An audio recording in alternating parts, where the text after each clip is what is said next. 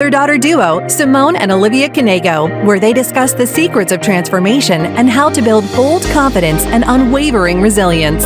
From intimate conversations with inspiring guests to sharing their personal journeys of triumph and challenge, Simone and Olivia create a supportive space where every woman is encouraged to rise above her fears and love the woman in the mirror.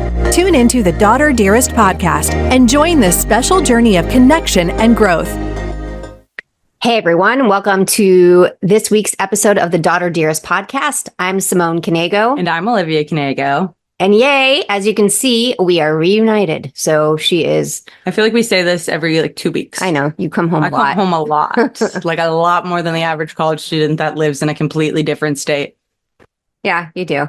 I have attachment issues. And I like my parents. I think that's really a plus. Yeah. It's fun to come home. It's not a chore for me to come home. Yeah. So today we are going to talk about everyday annoyances. You know, we all have them. You know, you have them. And we're just going to kind of hash it out and talk about the things that really drive us crazy. And I feel like last week, both of us dealt with just things that were annoying. And this is how that topic that came around. And we get it. Like everyone can have annoying moments, but just some things for me, they just ruin my whole day. Yeah, I mean, some things ruin my day too. I want to say most of these things are just like the little things that are just like, Maybe I let the little things get to me too much, but sometimes it just builds up and that the little thing going wrong, it's the last thing you need. Okay, so what is your number one pet peeve? Well, okay, mine is like, people are going to be like, you're crazy. Okay, but my number one pet peeve is when people order the same thing at me as a restaurant.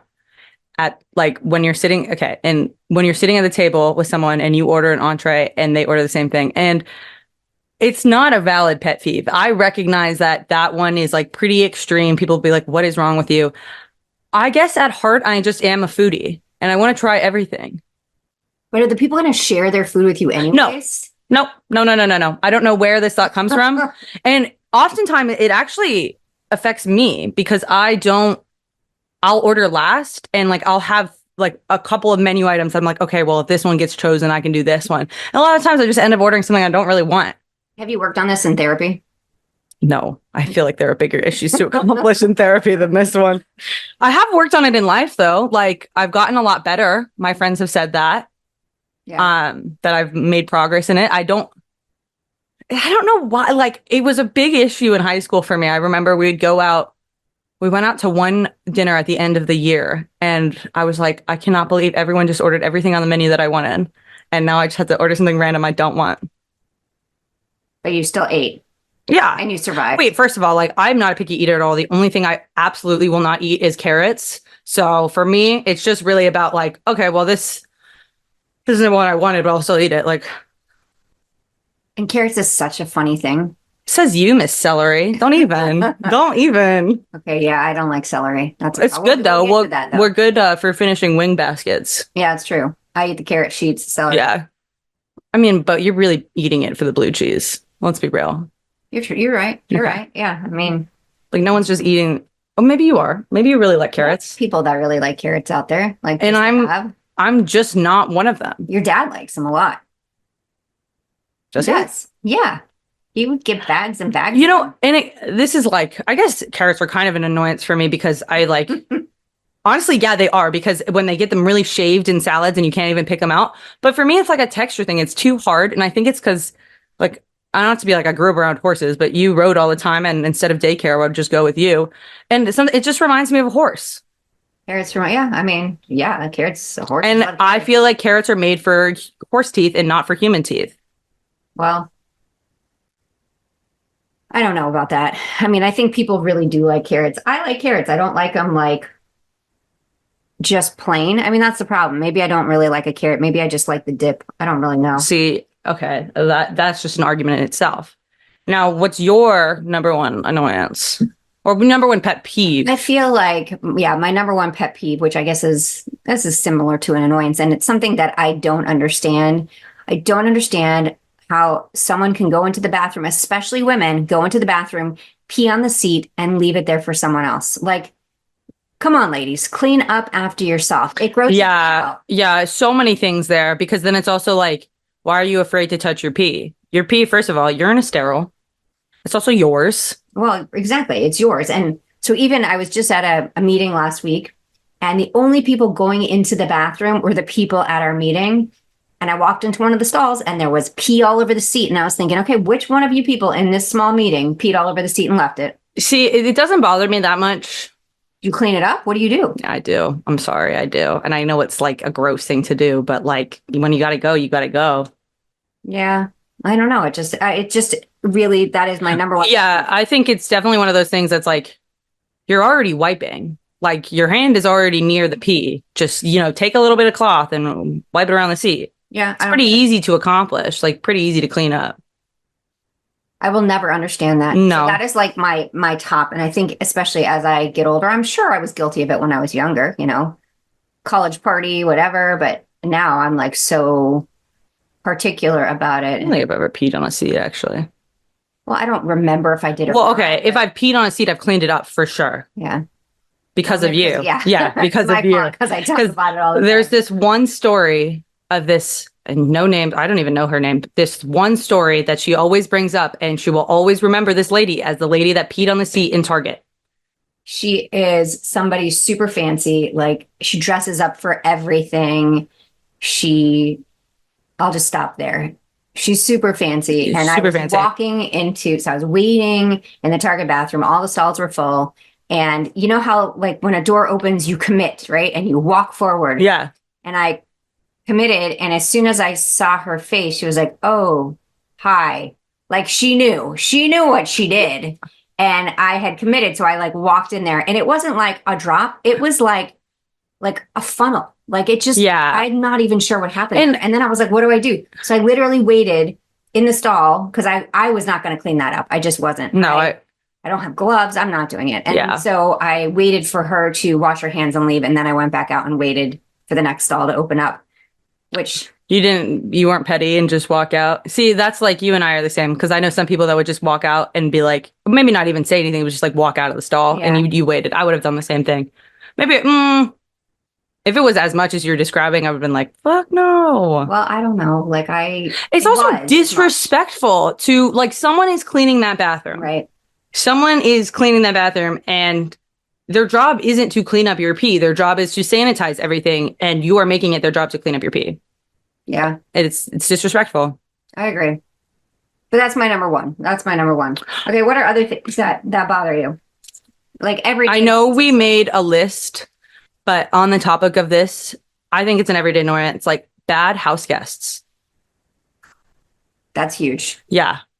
Because then I was thinking, like, with the pee situation on the seat, like leave somewhere, like, as you, whatever. I don't know the saying that I'm even going for. I think I'm combining two in one. Leave a place better than when you found it. Yeah. And I feel like I'm a messy person inherently, but I do try my best, especially when I'm leaving someone's house. So, like, clean up or like, just be a good house guest, like pick up after myself, et cetera, et cetera. Some people just don't get that. Yeah. It's a very weird thing I know every time I've stayed at someone's house, and again, I'm older, but I'm very particular in keeping my stuff really organized in one spot. And we've had house guests that their crap is everywhere. And I'm like, do you live like this at home? Yeah. Like, I will say I live like that at home, but when I'm in someone else's space, I am so like acutely aware of what I am taking up and where my stuff is going, because it's not my space and it's disrespectful. And I would not want someone to come into my place and do the same thing. Yeah, I mean, again, you have such a tiny space that you can't, I mean, you make a little bit of a mess in there and you can't find anything. Well, I think that's definitely helped me become more cleanly, though, being like, you leave one shirt on the floor and your room's a mess. Yeah, true. But it's funny, when she comes home, she has no problem leaving her. I actually made my bed and picked up my floor this morning. That's actually, you challenged yourself a couple of months ago to make your bed every day, and you've been doing it. Yeah, I do. I have not. I make my bed at school. I don't know. I think at school in particular, my room is my everything. I hang out. I spend probably 8-9 hours a day there. Yeah. Because it's where my desk is. Like, so I do all my work in there. Like, I sleep in there. I hang out with my friends in my room. So without keeping it clean, you literally feel like you're living in a pigsty. And I'm not the kind of person that, like, I can wear sweatpants all day, but if I want to feel productive, I have to change out of my clothes from the night before. So it's like the same mentality.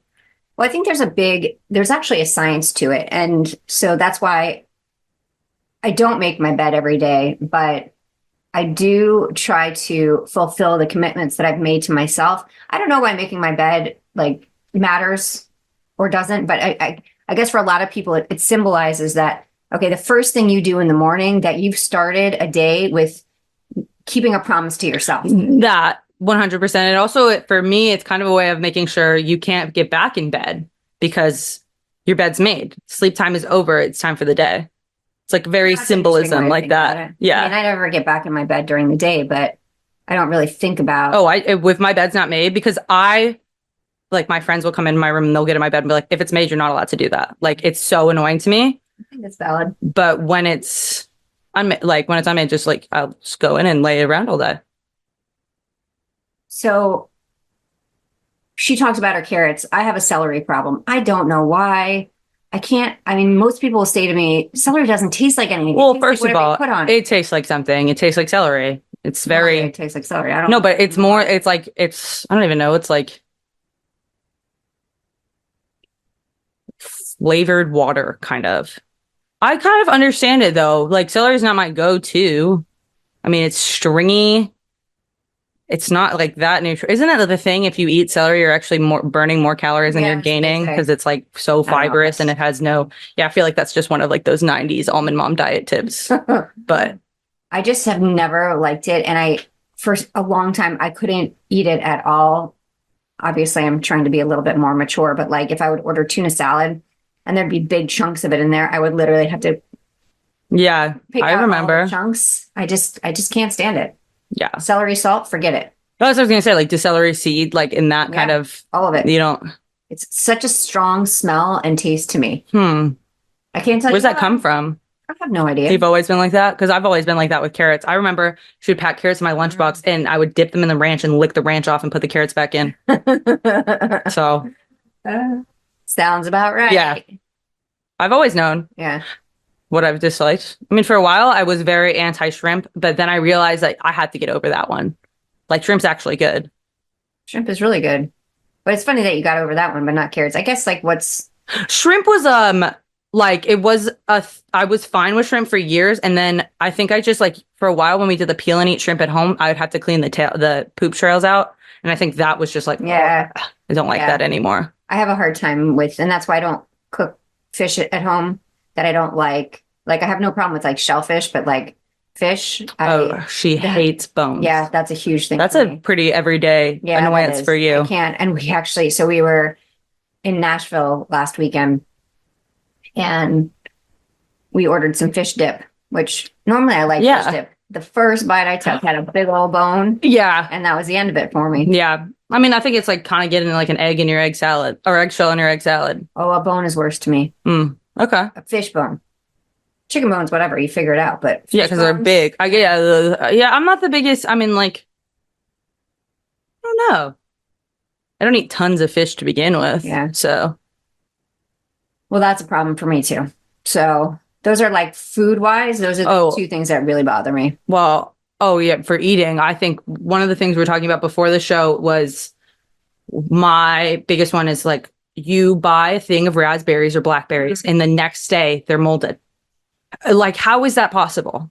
It is so annoying to me. I've stopped buying berries. I watched some video on Instagram on how to keep them fresh in the fridge. There's like all these hacks now of how you take them out of the package and you put paper towels underneath and then they'll last a lot longer. How much money do you think you've lost on raspberries? Probably over $1,000. Oh my gosh, a lot. Because you're right. Like, and you can't always see too. So when you buy them at the store and like the top looks good. And then you check at the bottom, but there's a whole middle layer that you don't see. Right. And then you get home and then you go to take them out and they're like moldy in between. Yeah. There's like one bad, and it's like the one, one bad apple. That's how it works. Mold is on one thing and that spreads to everything. So no, it's a bad one.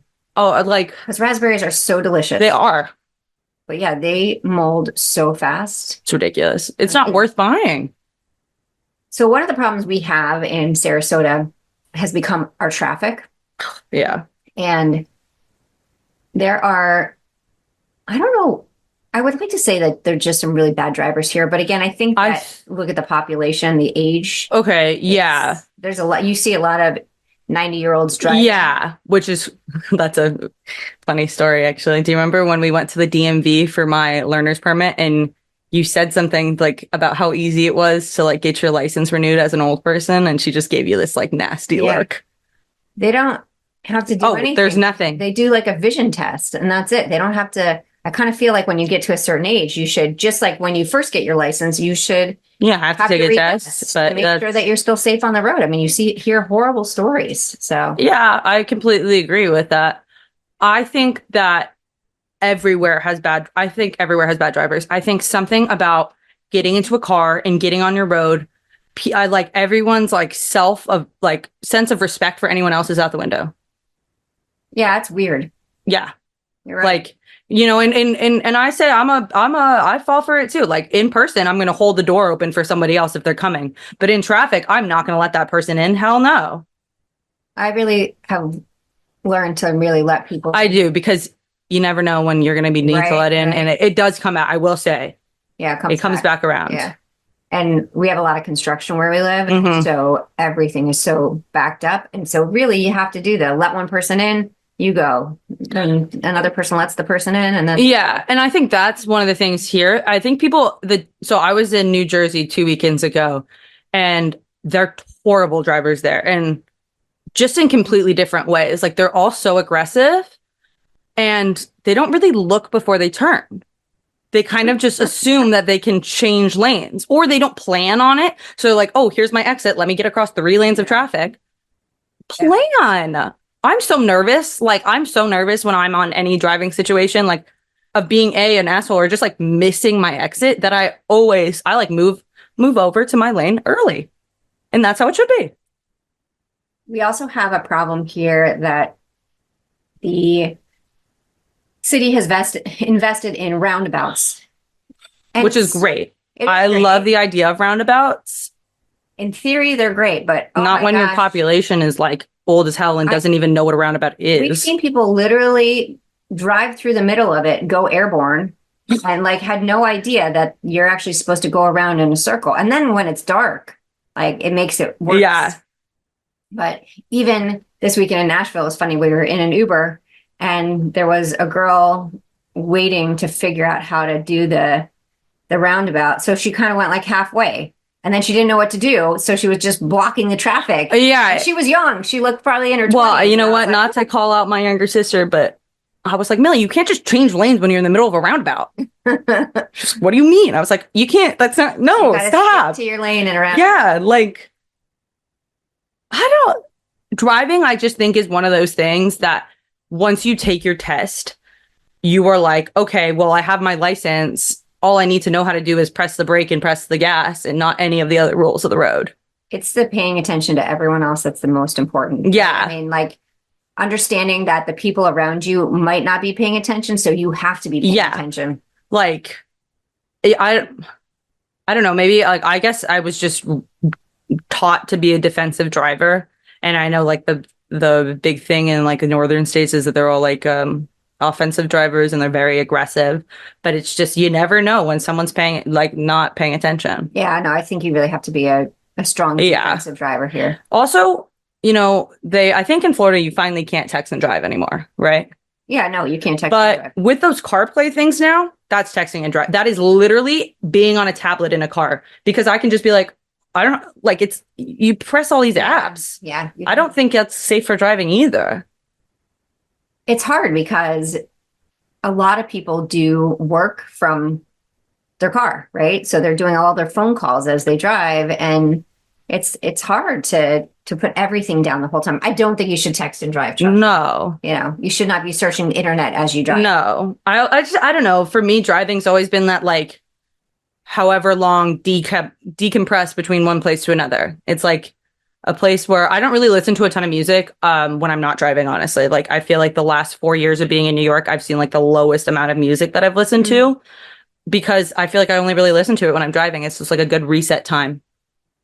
Which makes sense. Yeah. I'm just curious because you haven't really driven that much in the last 4 years because of where you lived. what it's going to be like now moving to a city where you're going to be driving constantly? I'm excited, but I think I'm excited because I haven't done it in a while. I'm so nervous though. Like, I'm not the best driver. Okay. I think I'm not horrible, I but think you're a good driver. thank you. No one else would describe me as a good driver. That was really nice of you. Although you still have to do this. You still got to put your hands Okay, up I to don't see take the them left off and the right. wheel anymore. I've learned how to do it. She holds them up and so that she can see the L in the left hand. So if someone says to her, you're turning left. I don't know what won't click in my brain about my lefts and my rights. I have a literal birthmark on my left hand. And to look, did you see? And to make sure that this one was the left one. And that could very actively be like, okay, birthmark on your left hand. That's your left. And I still can't. It does not click. I don't know. I really don't know.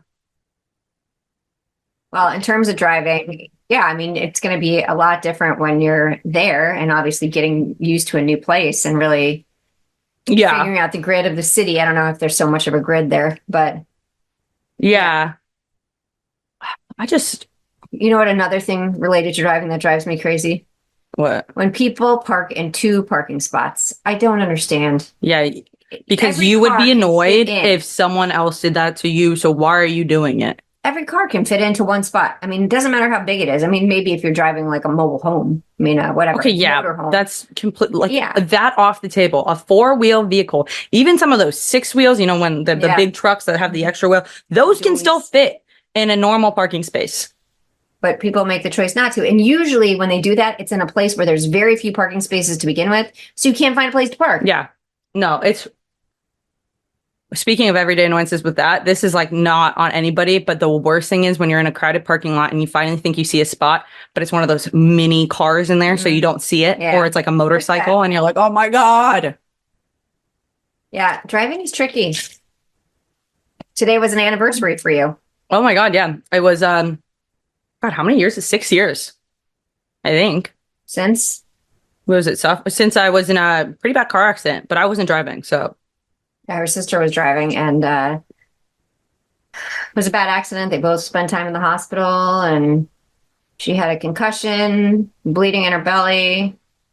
That was a bad one. Yeah, it was a bad one. And I was in Morocco. I wasn't even in you weren't even in the States. Good thing your dad was here. I was on the way to prom.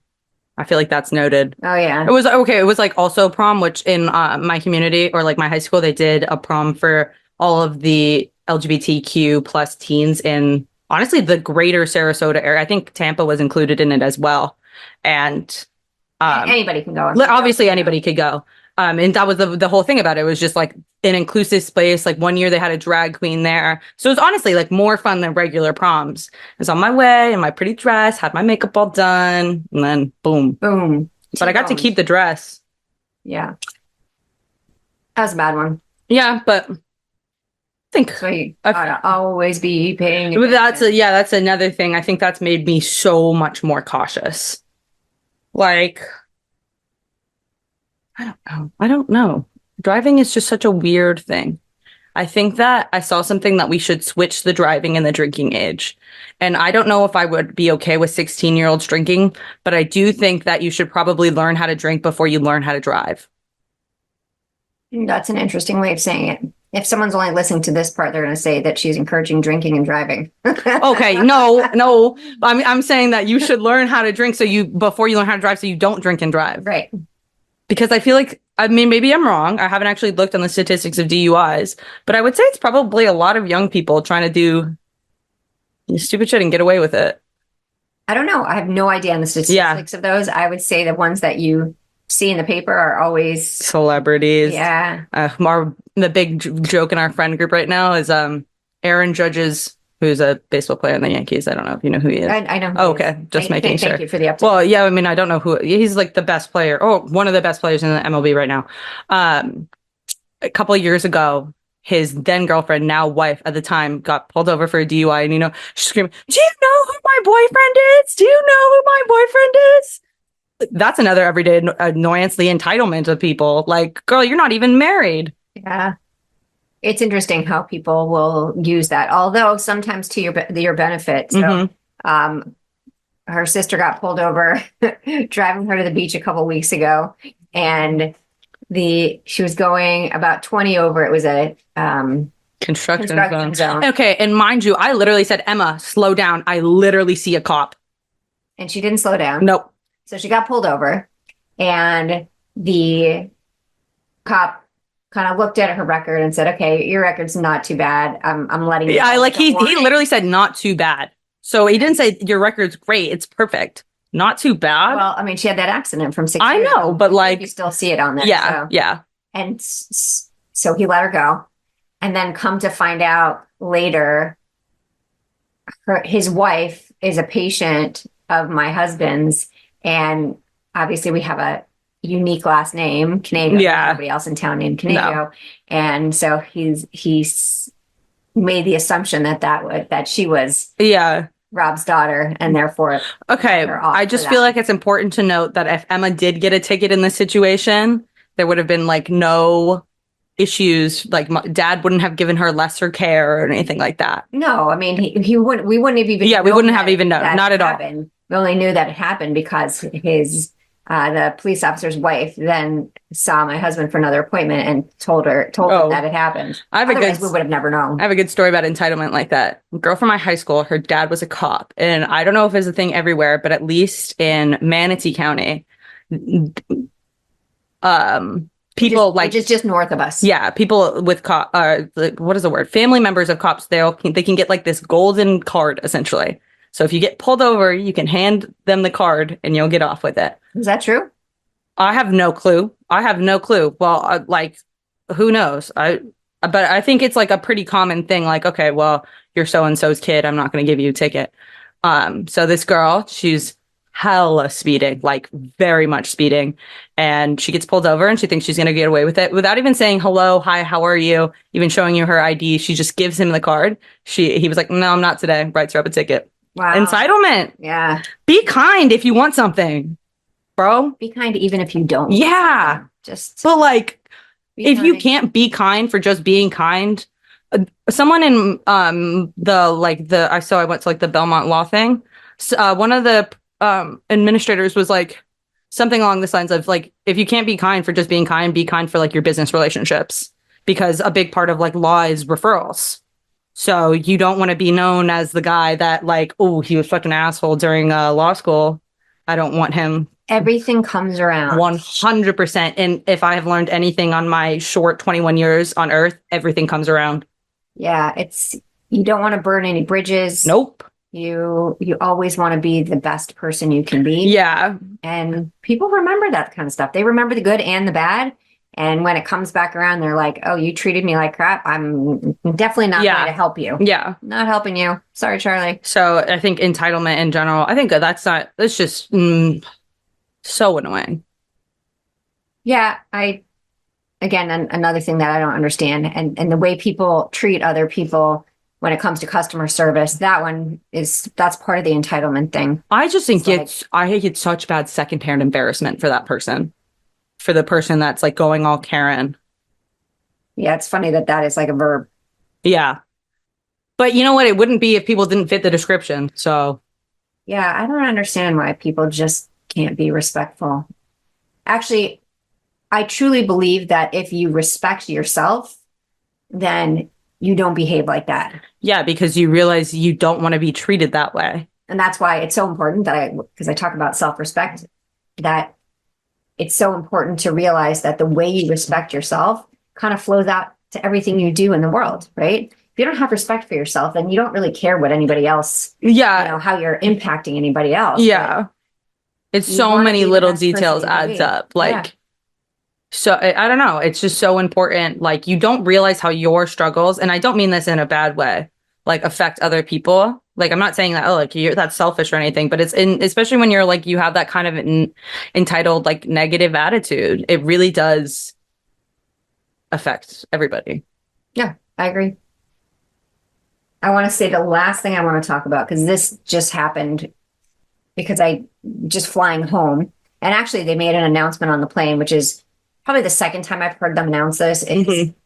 If you are using your phone or your computer or your iPad to watch a movie, you need to put headphones in. Nobody else wants to hear what you're doing. Nobody else wants to hear. And when we land, nobody wants to hear your conversation. That's the worst. I was in a lounge, one of the airport lounges, and this woman, she was clueless. She had no idea. Like, she was on FaceTime with her husband. It was full volume, and you heard about everything in terms of her, whatever was happening in her life. The whole place heard it. And I don't know, what do you say? Do you go up to her and say, excuse me, could you please put in some headphones, or do you just move? I mean, I just moved. I was like, there's no. Yeah. I mean, I don't know. I'm not really comfortable confronting strangers. Yeah. I mean, you never know how it's going to go, right? That, I think, is like the biggest thing. It's not something I really love doing. Yeah, I hear you. But headphones in public spaces, I think that's such a huge issue in New York. Like, what is with people just bringing huge boom boxes onto the subway? The subway is already something no one wants to be on. And you're just making the experience that much more miserable for everybody else. Yeah. And that's just what people, they don't even, well, some people are thinking about it. Do it on purpose. On purpose. Other people are just that clueless. That they don't know that what they're doing is impacting the people around them. And I wonder sometimes if it was brought to their attention, would they be like, oh my gosh, I'm so sorry. I mean, I know, like, I would be like, if I was doing something that was really bothering someone, I'd be like, oh my gosh, I'm so sorry. Yeah, of course. Because I would never want to intentionally bother someone. Yeah. But I don't know. But you're right. I don't like confronting people that I don't know. I don't like confronting people. I don't like confronting people. It's like probably one of my biggest weaknesses. Yeah, but confronting people that you don't know, I mean, you never know how that's going to go, right? Yeah, absolutely. I completely agree. Especially in this day and age. It's not necessarily worth it. Especially if you can just get up and walk away. So I love the fact that you bring your calendar now when you travel. This is so funny. Well, I was. We obviously, she knew we were recording, but she brings her calendar. She's not bringing a lot of stuff home, but she brings a calendar home. Yeah. Well, I don't know. It's nice to have. So tell us. Well, I think it's important to note that the day we're recording this is Earth Day. Oh, right. This is Earth Day. Okay. So that's going to be. I don't know. Yeah. I don't know why. I just forgot that it was Earth Day, I guess. Okay. You are relentless. Rather than worrying about whether you should keep going or turn back, press in relentlessly. Relentlessness has one direction, and that's forward. It only has one option, and that's to keep the momentum going. Yeah. I mean, not related to what we talked about at all today, which is unusual. But then again, I think this was kind of just like this was like a complaining podcast. Yeah. Sometimes you just have to have them. Yeah. Usually we're inspirational and motivational. Today we're like, it was a bit of both. Yeah. A good mix in there. But it is about moving forward. When we have a tough week, the past is the past. You learn from it and you move forward. Yeah. So you're right. Be relentless. Be relentless. And honestly, I, once again, 21, I can only speak to my own personal experiences, but the things that I really thought were going to ruin my life, don't even think about them now. Just in high school, like a bad math grade, or even like the pain going through like Crohn's diagnosis. Like, I was relentless during that. And when I think back onto it now, like, it was a tough time in my life, but I don't remember like the pain I went through. I remember what I am today. That's why there's that saying, what doesn't kill you makes you stronger. Which, as a kid, I was like, okay, whatever. But stop saying it, Mom. It does make sense. So that's the end for today. Oh, I mean, I can fake give advice. Like, it's okay to complain. Like, oh yeah, your issues are your issues. There's no shame. Yeah, it's okay to have unique issues too that are like very personal to you. You don't have to be like this positive persona all the time. Yes, you should be nice to customer service people, but like, I feel like that's like you don't have to be positive in every single aspect of your life. Like, some days are going to suck. Yeah. And that's okay. But you just have to get up, complain a little bit about it. What was that? We also always say, okay, you can like 2 hours to cry about it, and then we have to find the solution. Yeah. Yeah. When something bad happens, like, you have to acknowledge it. Yeah. If you don't acknowledge it, there's no way to move forward. So you acknowledge what happened, and then you pick yourself up and you take one step forward. Yeah. And then 2 steps forward, and then 3 steps forward. And in the moment, it seems like the most impossible thing. Mm-hmm. But as you keep doing it, it gets easier and easier. Yeah. And then when you get through something really tough and then something else happens, then you're like, okay, I've made it through this. I can get through the next thing as well. Yeah. Got to keep reminding ourselves of that. So, like our podcast, leave a review. We would love to hear from you. If you're looking for a keynote speaker, please reach out. SimoneKnego.com. And there's going to be all of our information in the show notes and also a free download for my mirror moments for positive affirmations. Email us. Check in on Facebook. Check in on Instagram. Again, we would love to hear from you. Mm-hmm. That's it. Thanks for joining on. Oh my gosh, I can't even speak. Thanks for joining on us. You go. Thanks for joining us on this episode of the Daughter Dearest Podcast. Oh, whoops. I hope you guys have a great week. Bye, guys. Bye. Thank you for listening to the Daughter Dearest Podcast with Simone and Olivia Knego. We hope this episode has made your day just a little bit brighter and given you the inspiration you need to confidently go about your week. Always remember to be authentically you. Don't forget to like and subscribe so you never miss an episode. And feel free to connect with them on Instagram at Daughter Dearest Podcast, at Simone Knego, and at Olivia Knego. Till next time.